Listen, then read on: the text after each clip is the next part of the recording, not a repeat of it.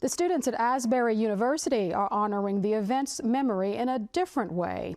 While attending the Human Dignity Tour trip this past spring, they captured their experiences visiting some of the locations in Germany and Poland for a documentary.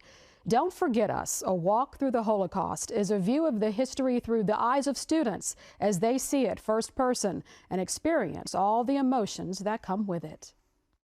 Und ihnen unermüdlich zuzurufen, die Juden sind schuld, die Juden sind schuld. Events like the Holocaust Memorial Day cause us to take a deeper dive, and perhaps then we can learn the most important lessons, that this is a story about the human experience, and we're still living that story.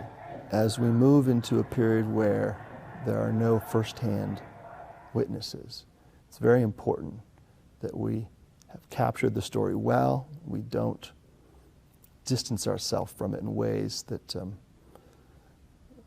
keep us from remembering what we're capable of doing.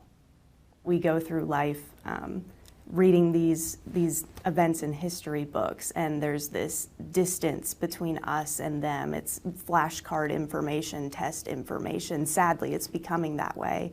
And with more people in that time period not being around anymore, we don't have first-person accounts, and we just get more and more distance. So I think it's so important to visit the place and walk in the steps that they walked and really get this visceral, real emotion that comes from it. This is more than just a textbook. This is actual history. People lost their lives. This happened.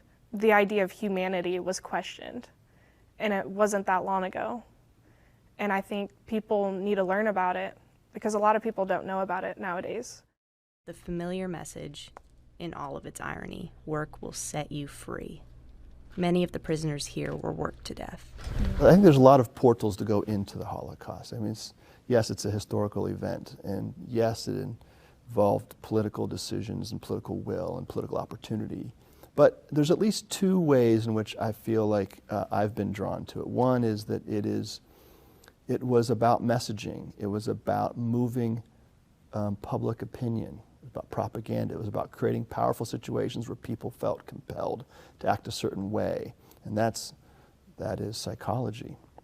It's also a story about scientific authority and the misuse of scientific authority.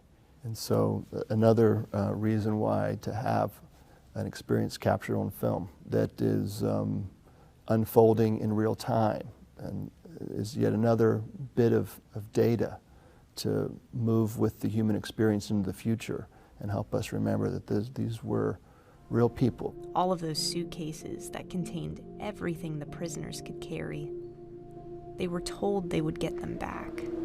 Seeing that and being able to touch things and standing in front of what was a crematorium, the level of gravity and what happened to people and what they went through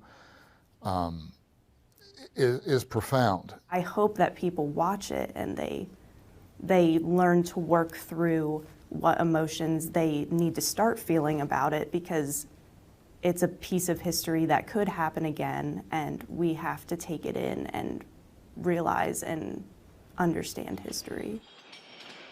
In high school, I never learned about the Holocaust. In German class, we weren't allowed to talk about it. My first time really hearing or learning about the Holocaust was when I watched Schindler's List. And I watched the first 10 minutes of that film, and I had to stop because it was so overwhelming and impactful. The farther away we get from these events, I think it becomes more important that we continually raise awareness of what happened, because it's easy for people to forget. And so I think that we need to make sure that we remember these things and never let it dissipate from public consciousness. It's too important. We just need to remember.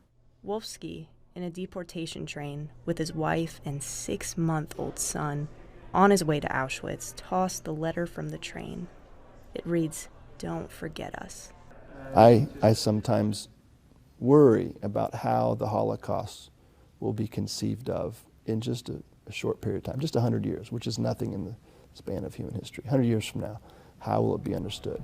And I hope that we have preserved it well, and that the lessons, the storyline is told properly, and not that it's simply something to be learned from, but that there are lessons to learn from it. Yes, there are, and that we will be able to continue to learn these lessons as we go into the future. Important work indeed. The documentary premiered at Asbury at the end of last year and received positive feedback. It can be seen on YouTube, and there are plans to enter it into some film festivals in the coming months.